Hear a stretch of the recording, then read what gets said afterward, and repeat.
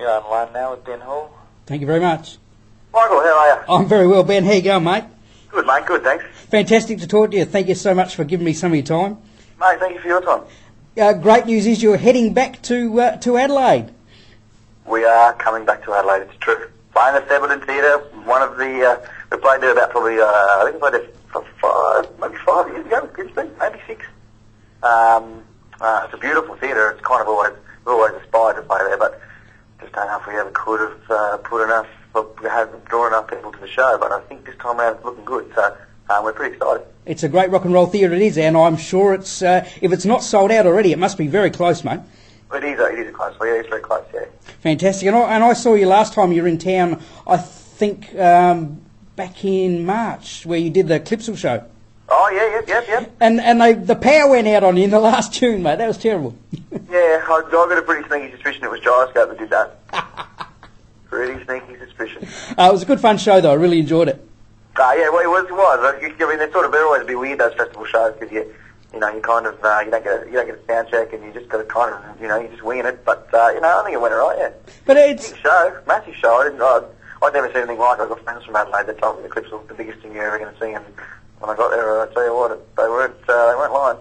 No, it was a good one indeed. And you guys, there was being in the audience, there was a hardcore Butterfly Effect mob of fans there, but everyone else that you could just feel the vibe of the place in there. That a lot of people that hadn't seen you but guys before were really mouths open, like these guys are great sort of stuff.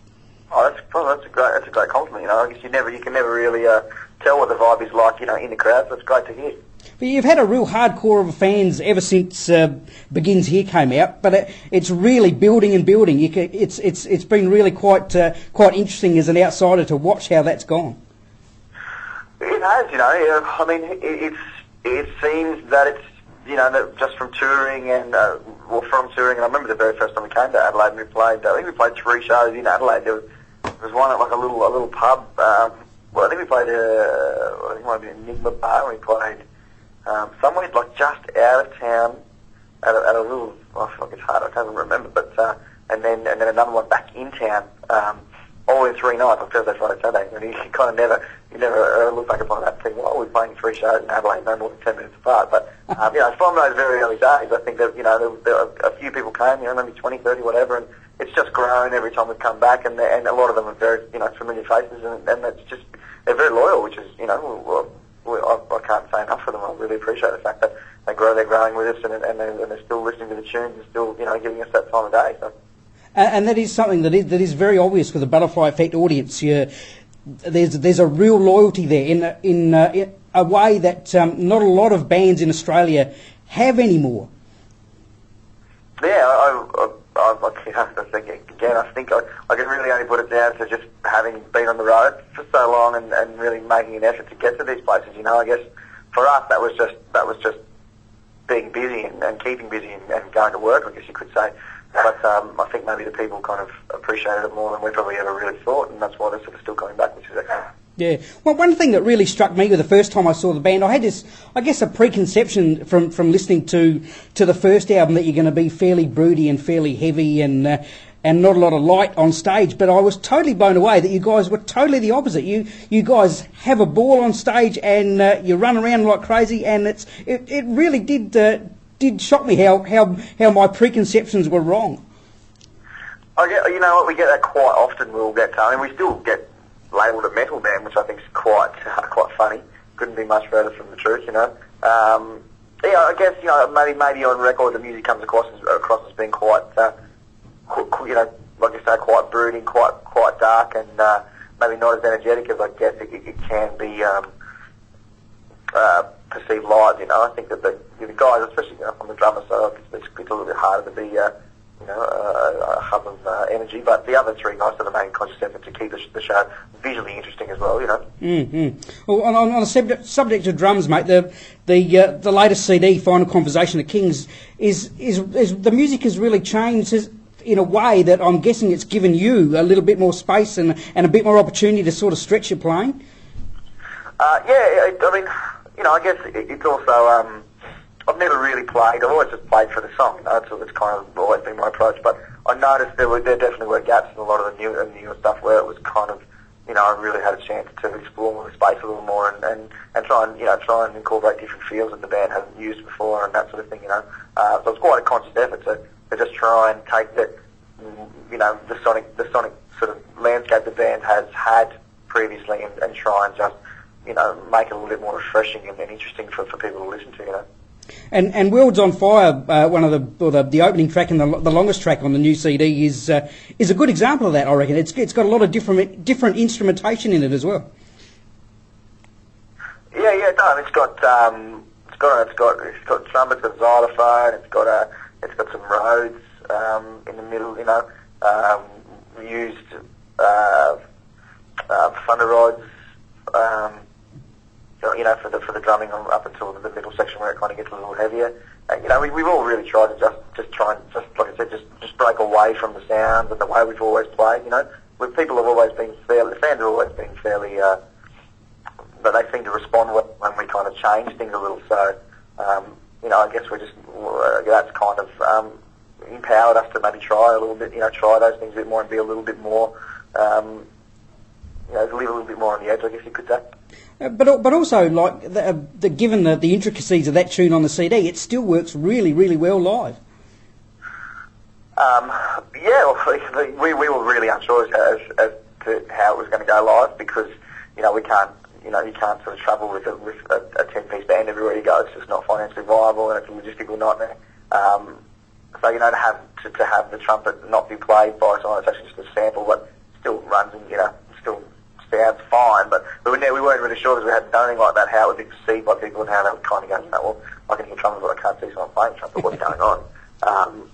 And, you know, funnily enough, no one in Australia has ever really said anything about it, but when we just did the European tour, someone had commented on one of the songs at a show in London about how, you know, that the band didn't play the trumpet and or the xylophone part, and I don't want to watch Britney Spears play, you know. I'm never going to a show again. It's like, well, it's a little bit different to that. I think we're still playing our instruments. It's just the instrument we can't play ourselves, the trumpet part that we didn't play. But it's quite funny to see people react like that. You can't please everyone, mate. Can't please everyone, that's right. I can be self-indulgent because it's my show. Another tune that I really love on the CD is Window on the Watcher. Oh, thank you. Well, it's one of my favourites from the record as well. I think Worlds and Window would probably be two, and Summer One, the last track off the record I really like. You know, we only came together like 3 weeks before we got into the studio, so it was kind of a last minute addition, and I'm quite glad that we you know got it finished in time. Well, was the recording I read that the recording of this CD was in Australia. Was that a conscious thing to do to sort of, because I sort of read that the previous LP that you made in the States was a bit of a labour, wasn't so much fun. Yeah, well, I mean that was just how would you put it? Well, I mean, the producer that we used on that one just we just had differing opinions on things and communications weren't clear before we got there, and it just kind of once we got there we realised that, you know, maybe this wasn't our guy, but it was too late, you know. We were already there and it was going to happen. But this time around, I mean, the entire last record of Margot we actually produced here with Forrester. You know, we wrote all the songs and we were in the studio and in and out demoing them and got them to the point where they would sound pretty much exactly the same as they are on the final product. So we decided that we may as well just do it all here again and finish it with Forrester as well, so he can you know, record it and mix it as well. Just because, you know, the vibe we'd achieved the vibe with him last time and it was excellent. So we may as well, you know, just do the whole thing with him and keep it here. And then go to the Central Coast. Old the In-Excess place by Gary Beers, his studio that's up in Mangrove. Well, not in the studio anymore. I think he sold it, but did it up there in the forest, and it was a great experience. You know, it was just the six of us, and we had a ball. And you can sort of hear that on the new CD as well. You can hear that the creative stuff is sort of just flowing. Well, I guess we had time, which was probably you know, another advantage of doing it all here. You know, we could probably put a bit more money into just, you know, because you're not paying for flights and that sort of stuff to get overseas, and you're not converting Australian dollars to American. We'd probably you know, we were afforded the luxury of being able to invest a bit more into the time that we were there. You know, we did 6 weeks on the Central Coast and then did another 2 weeks on the Gold Coast before we mixed. So, you know, we had a week off between the 6 weeks and the 2 weeks, so we could sort of all, you know, hopefully get fresh ears again and come back. Mm-hmm. So, yeah, you know, and I think, you know, that process was great. It was quite fun just having the time and being afforded that luxury. You mentioned Europe before, Ben, and from day one, from when Begins Here came out, there's been a real vibe about the band in Europe. Europe really took to you guys straight away. Yeah, well, I mean, we made a conscious effort to sort of try and build the band there, you know, and that's why we've gone back. We went across the first time. It was entirely independent, self-funded. So we you know, we spent a lot of money going over there the first time, and then we never got back across there because it just was too expensive at that point for us, and we just didn't have enough money in the bank. And then we finally kind of saved again, and went over, maybe a little too late, or hopefully not, but 5 years later. So, well, we're going to go back across in November this year again, and also in March next year, and really try and give, in particular Germany, we're really going to try and have a crack at that market. Fantastic. All right, mate. Well, thank you so much for giving me so many time. It's been great to have a chat. And as I said before, I'm pretty sure the Thebby's going to be a sellout, and it's going to be great to see you guys in a theatre like that. Headlining. It's going to be fantastic. Oh, it's going to be great, mate. It's going to be a really good night. Like I said, we've been looking forward to it for a while, and we're sort of bringing a bigger show in there. We've got a projector and screens and all that sort of business. So another instrumentalist with us. So you know, it's going to be a great night. Fantastic. I'm looking forward to it. All right, mate. Well, you take care, and we'll see you then. No worries, mate. Ben, before I let you go, mate, can I get you to do a tag for the show? Of course, mate. No worries. It's the show's called Sitting in a Bar in Adelaide. If you can do me something along the lines of, "This is Ben Hall, and you're listening to blah blah blah." This is Ben Hall, and you're listening to Sitting in a Bar in Adelaide, or yeah, or if you want to be creative, you can do anything you like. So, but I just have to make sure that I put in Sitting in a Bar in Adelaide at the end of it. Is that right? Oh, that's as long as you get the name of your name and the name of the show in there somewhere. Yeah. No. Yeah.